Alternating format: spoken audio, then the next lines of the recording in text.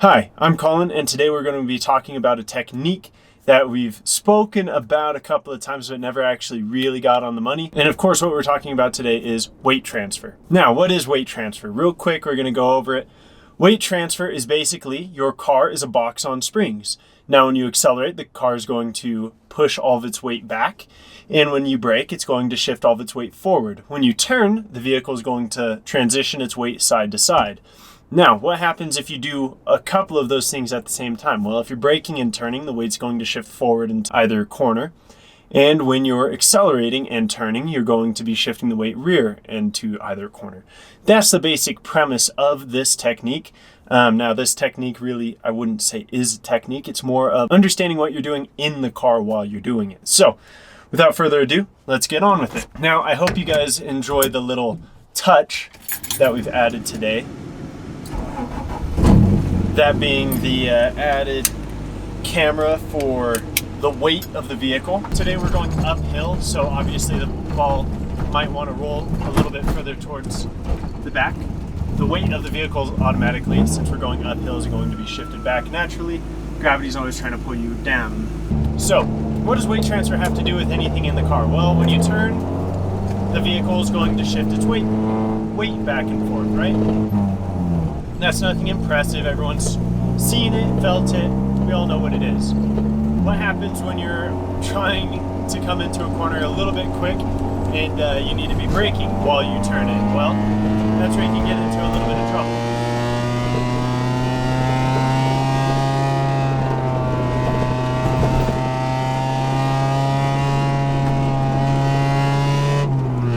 Notice how I'm staying on the brake while I accelerate through the corner, shifting that weight forward on the vehicle, causing the front tires to get more grip and allowing me better turn in. Now, I'm not throwing the steering wheel away. I'm actually preloading the suspension before I turn in to give me better bite. And when I turn in on a corner like this, it's no big deal, right? It's a very nice linear follow through with the steering wheel, never sporadic. Now, obviously, if you are trying to get the vehicle to slide and do things like that, then yeah, absolutely, you want to be sporadic with the throttle and the brake and the steering to some extent. Now, obviously, most good slides are with smooth inputs. I wouldn't say it's ever a good idea to go throwing your steering wheel around while you're driving to get the car to slide. Now, what if we do want the car to slide? I'm going to off throttle, turn in, and the vehicle will, as you guys can see, the weight shifts dramatically, very rapidly, and that causes the car to be unsettled and throw that weight around. Let's say you're accelerating quickly and turning in. Well, if the car is accelerating fast enough and you're turning in enough, the car's going to do either one of two things, depending on what platform you have. If it's rear-wheel drive, it's more than likely going to oversteer and kick the butt end out. If it's a front-wheel drive car, you're more than likely going to understeer. So, that's why all of these adjustments are very smooth, trying to keep the car controlled. Come in, brake and turn, accelerate out, ease off the brake. Right? We're not doing anything dramatic. We don't want to do anything dramatic. Now, although when you are watching videos of racing drivers go around a track, everything looks super, super fast, but I guarantee if you ask any single one of those drivers, they're all going to say the same thing, that the vehicle isn't actually doing anything crazy. They're very smooth with their steering inputs, very smooth and deliberate with their throttle inputs, and very smooth and deliberate with their foot brake. Now, I will say, left foot braking is a great way to solve the problem of weight transfer. You want to be smooth and articulate with your car through a corner, use your left foot on the brake. You can cause the front end to dive down when you want, and you can accelerate throughout the whole time. Meaning you can keep that pedal planted while you're braking so you get the maximum grip and acceleration through a corner. However, trail braking is most common when it comes to track racing. In trail braking, all it is you're braking really hard coming into a corner and easing off the throttle as you come through. Very, very popular with a rear-wheel drive platform vehicle.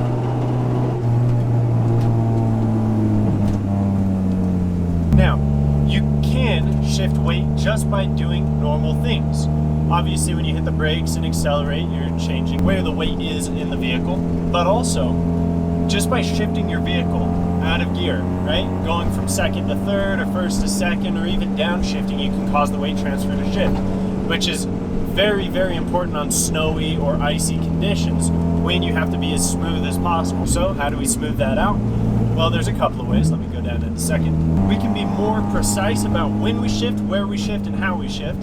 So first, we're going to choose a nice linear exit of a corner. Let's say right here. So shift in the right RPM band, so it creates as little possibilities as possible for the vehicle to become unsettled. So we don't obviously want to shift over a jump. And how we shift, we're going to be very deliberate. You keep your hand on the shifter, and when you're ready to shift, as soon as you let off the throttle, the gear lever is going to come out of gear, clutch all the way in, and the vehicle will shift into the next gear as well. So, very, very simple. Back in a second. Brake, coming into this corner, accelerate on, brake off, flat out, through here.